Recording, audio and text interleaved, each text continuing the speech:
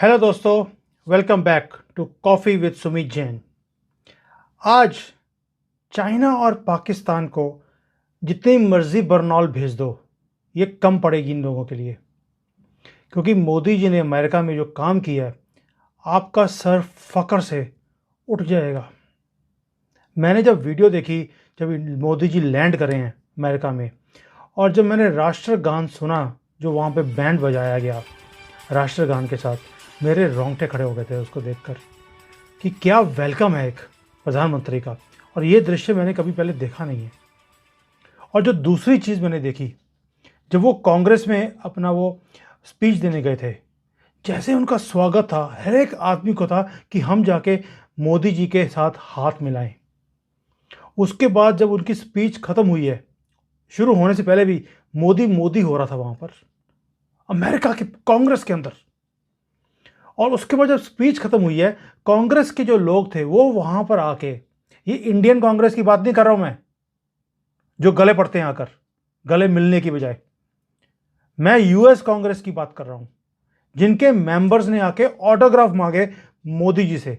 हिंदुस्तान के प्रधानमंत्री से यूएस कांग्रेस के लोग ऑटोग्राफ मांग रहे हैं, और वहां पर वंदे मातरम, भारत माता की जय के नारे गूंज रहे थे अमेरिका के अंदर।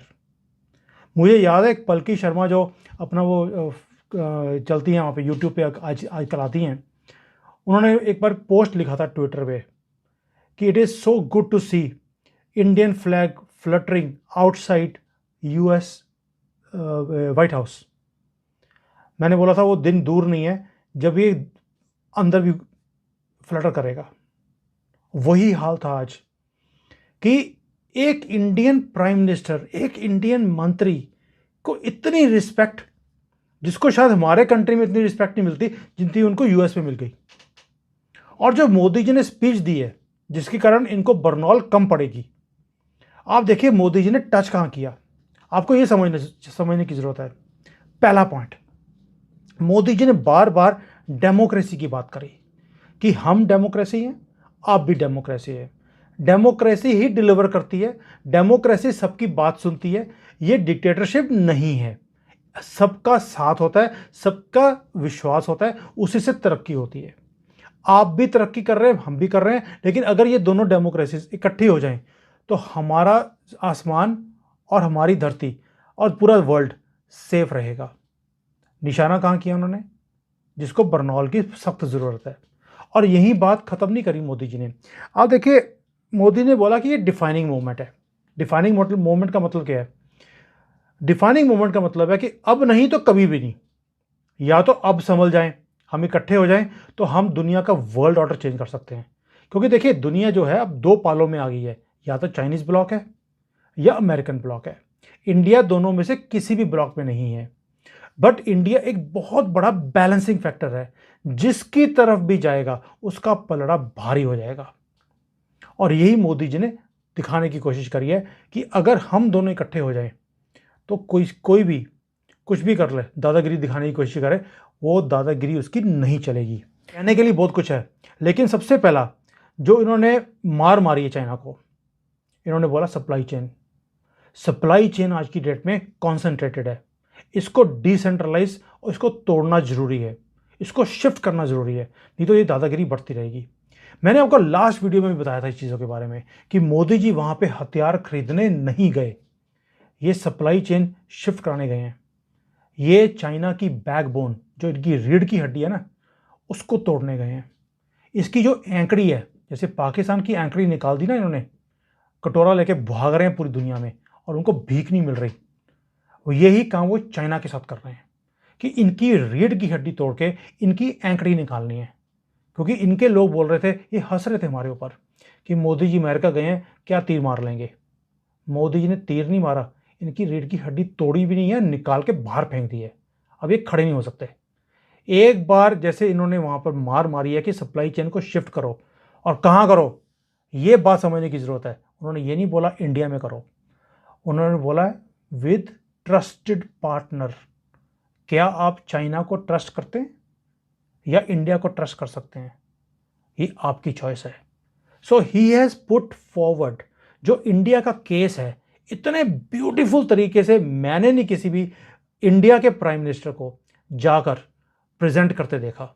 मुझे याद है मनमोहन सिंह गए थे वहाँ पर जब 26/11 हुआ था। वहाँ आगे बोलते देखो जी हमारे कंट्री में इन्होंने बॉम्ब ब्लास्ट कर दिया, इतने बंदे मार दिए, इनको बोलो प्लीज़ हमारे कंट्री में ऐसे काम ना किया करें। This is the speech he gave in America. जैसे कि एक मजबूर लाचार थका हुआ कोई प्रधानमंत्री आकर भीख मांग रहा है कि हमारे कंट्री में अटैक ना किए जाएं। वो भी पाकिस्तान जैसे टुच्चे से कंट्री को भीख मांग रहा था ये।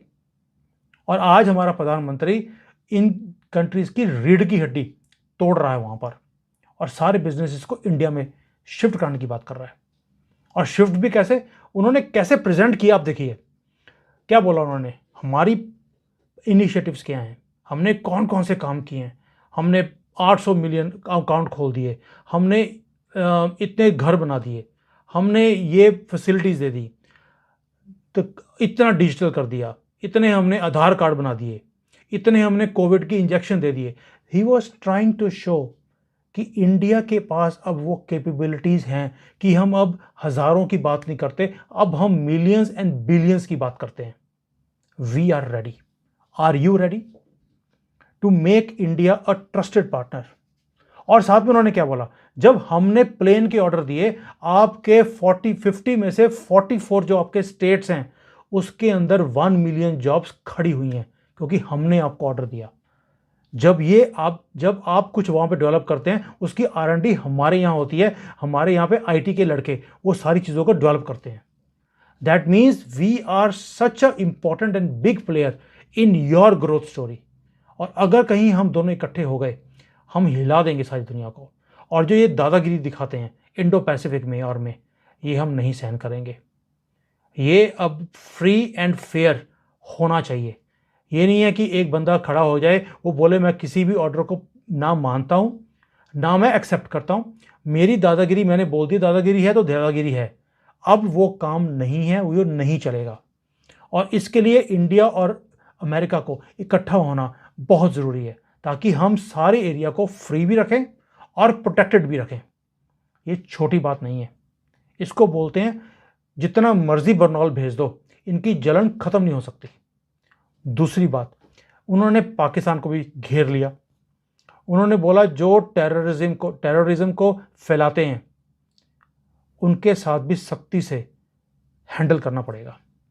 और उन्होंने बोला कि टेररिज्म है, जैसे उसके साथ डील करना चाहिए हम वैसा ही करेंगे। ये जो हल्ला करते हैं ना बहुत ज़्यादा, माइनॉरिटीज़, एट्रॉसिटीज़, उन्होंने बोल दिया मैं उनके साथ एट्रॉसिटीज़ नहीं कर रहा हूँ। हमारे पास दुनिया के सारे रिलीजन के लोग हैं और सारी रिलीजन्स हम फॉलो भी करते हैं और एंजॉय भी करते हैं। तो उसमें उन्होंने माइनॉरिटीज़ को कवर कर दिया। लेकिन वो अगर रेडिकलाइज्ड हैं तो हम उनके साथ वही हाल करेंगे जो हम कॉकरोच के साथ करते हैं, चप्पल से मारते हैं उनको, और बोलने की जरूरत नहीं है। सो ही कवर्ड दैट ऑल्सो। फिर जब ये बोलते हैं अमेरिका में जाके ना अपने सो कॉल्ड इंटेलेक्चुअल्स कि जी वीमेन को राइट्स नहीं मिलते, उन्होंने वो भी कवर कर दिया कि हमारे यहाँ तो प्रेसिडेंट जो है इतने गरीब घर से आई हैं and she is leading. Maximum number of जो पायलट्स हैं हमारे प्लेन्स के वो विमेन हैं। हम यहाँ पर women are leading in politics also. 1 million 10 lakh से ज़्यादा तो हमारे यहाँ पे विमेन हैं जो कि पंचायतों में और लोकल मिनिस्ट्रीज़ में काम कर रही हैं।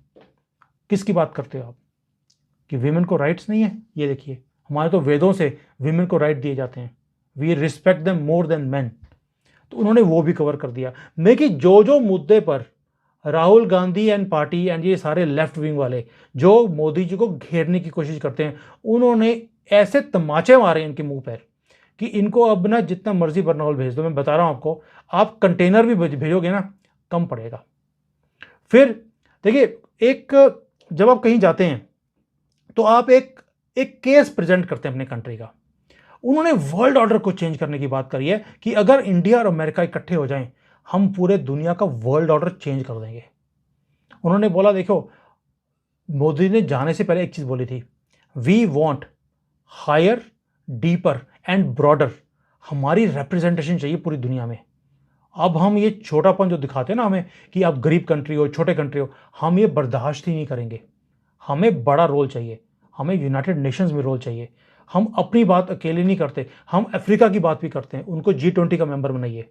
अब मुझे हमें हमें जो है यूनाइटेड नेशंस में हमें सीट दीजिए, डायरेक्टली नहीं बोला, लेकिन उन्होंने बोला कि इसमें रिफॉर्म्स की ज़रूरत है। वर्ल्ड वॉर 2 के दुनिया में और आज की दुनिया में फ़र्क है। अब दुनिया चेंज हो गई है, इंडिया भी वो नहीं रहा जो वर्ल्ड वॉर 2 के टाइम पे था। अब दुनिया इंडिया चेंज हो गया है। We want representation. सो दोस्तों देखिए, जो मोदी जी ने अपना केस को जैसे रिप्रेजेंट किया है, जैसे इंडिया को रिप्रेजेंट किया है कि हम बहुत पुरानी डेमोक्रेसी हैं, we are the oldest democracy, biggest democracy, plus हमारे पास एक एंशिएंट धरोहर है।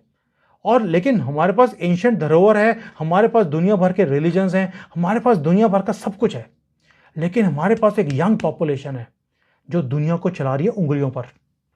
इंडिया का जो केस इन्होंने रिप्रेजेंट किया है, इट वॉज रिमार्केबल। मैं यहां पर फकर से ना, मुझे समझ नहीं आ रहा मैं कैसे समझाऊं आपको कि मोदी जी ने क्या कर दिया वहां पे जादू। और बिलीव मी, ये वहां पर ये कुछ ऐसा करके आएंगे कि बड़े बड़े कंपनीज की जो कंट्री है ना, जिसकी मैं बात कर रहा हूं, आप समझ रहे हो, इनकी रीढ़ की हड्डी निकाल के बाहर फेंक दी है।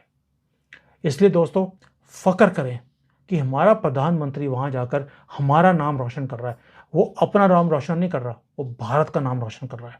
वो हमारे लिए अपॉर्चुनिटीज बना रहा है, वो हमारे लिए एक सेफ फ्यूचर छोड़ के जाना चाहते हैं। इसलिए सपोर्ट करें, सुने एक एक बात को। और आपको फकर हुआ देखकर कि हर सेंटेंस के बाद कांग्रेस वाले या तो तालियां मार रहे थे या सीट से खड़े होकर नमो नमो कर रहे थे, जैसे कि उनके सामने नतमस्तक हो गए हो कि मोदी जी आप ग्रेट हो, तोहफा कबूल करो। ये हाल था दोस्तों। Thank you so much for watching. फकर करें, एंजॉय करें इस मोमेंट्स को। ये एक ट्रिप डिफाइनिंग मोमेंट है। सपोर्ट दिस मोमेंट जो मोदी जी खड़ा करके आ रहे हैं, and let us enjoy this growth story which Modi ji is giving to our country, to our youth, to our businesses, जो अपॉर्चुनिटीज वो खड़ी कर रहे हैं, इसका फायदा उठाइए।